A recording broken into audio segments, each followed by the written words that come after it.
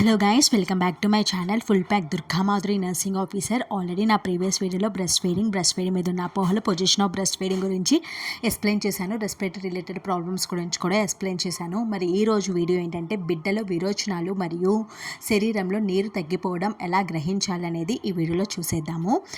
Breast feeding అనేది ఇస్తారు. చాలా మటుకు మనం గ్రహించని విషయం ఏంటంటే కనుక అసలు బిడ్డ విరోచనం ఎన్నిసార్లు పాస్ చేస్తుంది అనేది మనం గ్రహించము. అసలు మనం గ్రహించాల్సిన విషయమే అది. అసలు ఎందుకంటే బిడ్డ చెప్పలేరు. వాళ్ళు లేచిన దగ్గర నుంచి పడుకునేంత వరకు పాలు ఇవ్వడం, తాగడం ఇదొకటే తెలుసు వాళ్ళకి.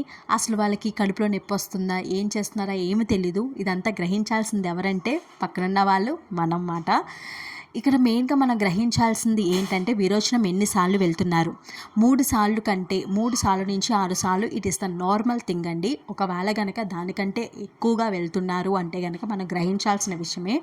విరోచనంలో నీరు శాతం ఎక్కువగా ఉందా లేదా అని కూడా చూడాలి. ఒకవేళ ముద్దగా వెళ్తున్నా పర్వాలేదు, అది తల్లిపాలు తాగుతున్నారు కాబట్టి ముద్దగా వెళ్తారు కొన్నిసార్లు, అది నో ప్రాబ్లం మాట. ఒకవేళ నీళ్లుగా వెళ్ళిపోతున్నారు అంటే కనుక ఇమీడియట్గా తల్లిపాలు ప్లస్ ఓఆర్ఎస్ అనేవి కంటిన్యూ చేయాలన్నమాట. హోమ్ ట్రీట్మెంట్ అయితే కనుక ఎలాంటి టైంలో మనం ఆసుపత్రికి ఇమీడియట్గా షిఫ్ట్ చేయాలి అంటే కనుక అది మోషన్లో బ్లడ్ చూసినప్పుడు, అలాగే జ్వరంగా ఉన్నప్పుడు, ఒంట్లో నీరు మొత్తం తగ్గిపోయినప్పుడు, 2 వారాల కన్నా ఎక్కువగా విరోచనాలు ఉంటే కనుక ఇమీడియట్గా బిడ్డని ఆసుపత్రికి తరలించాలి. మనం ఇదంతా కూడా గ్రహించాలి. ఏంటంటే బిడ్డలో వ్రింకిల్స్ ఫామ్ అవుతాయన్నమాట, పొడారిపోతారు, ముడతలుగా ఫామ్ అవుతాయన్నమాట. చేతివేలు కూడా పొడాలిపోతాయి.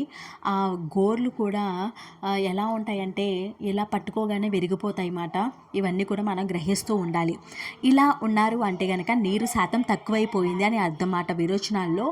ఎక్కువ విరోచనాలు అవడం వల్ల ఈ నీరు శాతం అనేది తక్కువైపోతుంది. కాబట్టి మనం ఇలాగా ఇమీడియట్గా బిడ్డని షిఫ్ట్ చేయాలి. కళ్ళు కూడా లోతుకెళ్ళిపోతాయి, నీరసపడిపోతారు, నడవలేని పరిస్థితి, ఇవన్నీ కూడా మనమే గ్రహించి ఆసుపత్రికి వెంటనే షిఫ్ట్ చేయాలి. హోమ్ ట్రీట్మెంట్ ఇంకా అక్కడ పనికిరాదు. ఎలాంటి టైంలో హోమ్ ట్రీట్మెంట్ అంటే ఒక 6 నుంచి 8 విరోచనాలు అయ్యి నీరు కూడా అంతగా పోకుండా ఉన్నట్లయితే కనుక హోమ్ ట్రీట్మెంట్ అనేది పనిచేస్తుంది. అది కూడా హోమ్ ట్రీట్మెంట్ ఏంటంటే తల్లిపాలు ప్లస్ ఓఆర్ఎస్ మాట.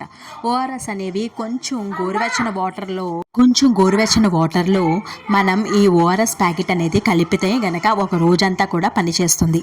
అప్పుడు మనం ఈ రోజంతా కూడా ఇది విరోచనం వెళ్ళినప్పుడు కూడా ఒక 5 స్పూన్స్ బిడ్డకి తల్లిపాలు ప్లస్ 5 స్పూన్స్ ఓఆర్ఎస్ అనేవి ఇవ్వడం వల్ల బిడ్డ మళ్ళీ నార్మల్ స్థితికి వచ్చే అవకాశాలు ఉంటాయన్నమాట. ఇది 2 నుంచి 24 నెలలు ఉన్న పిల్లలకి ఓఆర్ఎస్ అనేది పట్టించవచ్చు. అది ఎలా పట్టించాలో మీకు చెప్పాను కదా.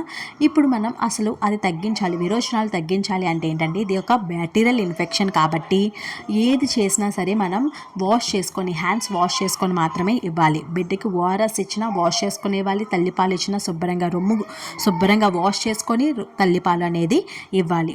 అలాగా చేసినప్పుడల్లా కూడా మనం ఇంకా బ్యాక్టీరియల్ ఇన్ఫెక్షన్ అనేది తగ్గిస్తూ ఉంటాం అన్నమాట. ఈ వీడియో కనుక మీకు నచ్చింది, మీకు యూస్ఫుల్ అయితే కనుక ఒక లైక్ చేయండి, షేర్ చేయండి, కంపల్సరీగా కూడా సబ్స్క్రైబ్ అయితే చేసుకోండి. మీకు అర్థమైంది కదండి. ఇంటి వద్దనే ఉండి ట్రీట్మెంట్ ఇచ్చుకోవాలి అంటే కనుక బ్రెస్ట్ ఫీడింగ్, అలాగే ఇంకొకటి ఏంటంటే ఓఆర్ఎస్ మాట. ఎప్పుడు ఆసుపత్రికి తీసుకువెళ్ళాలంటే మోషన్లో బ్లడ్ కనిపించినప్పుడు, జ్వరంగా ఉన్నప్పుడు, పొడారిగిపోయినప్పుడు, కళ్ళు లోతుగా వెళ్ళిపోయినప్పుడు, నీరసపడిపోయినప్పుడు వెంటనే ఇమీడియట్గా షిఫ్ట్ చేయాలి. ఎలా తగ్గించాలి అంటే కనుక హ్యాండ్ వాష్ చేసుకోవాలి. ప్రతి 2 గంటలకు ఒకసారి ఓఆర్ఎస్ పట్టించాలి. ఓఆర్ఎస్ ఇచ్చినప్పుడల్లా కూడా వాష్ చేసుకోవాలి, తర్వాత వాష్ చేసుకోవాలి, చేతులు కడుగుతానే ఉండాలి. శుభ్రంగా ఉంటేనే బిడ్డకి మంచిది. మీరు తల్లిపాలు ఇస్తున్నప్పుడు కూడా లేకపోతే గ్లాస్ కూడా శుభ్రంగా వేడి నీళ్ళలో వాష్ చేసి గ్లాస్తో ఇవ్వాలి. ఈ వీడియో కనుక మీకు నచ్చింది, బాగుంది అంటే కనుక ఒక లైక్ చేయండి, షేర్ చేయండి, సబ్స్క్రైబ్ చేసుకోండి. Thank you for watching this video. Love you all. Bye.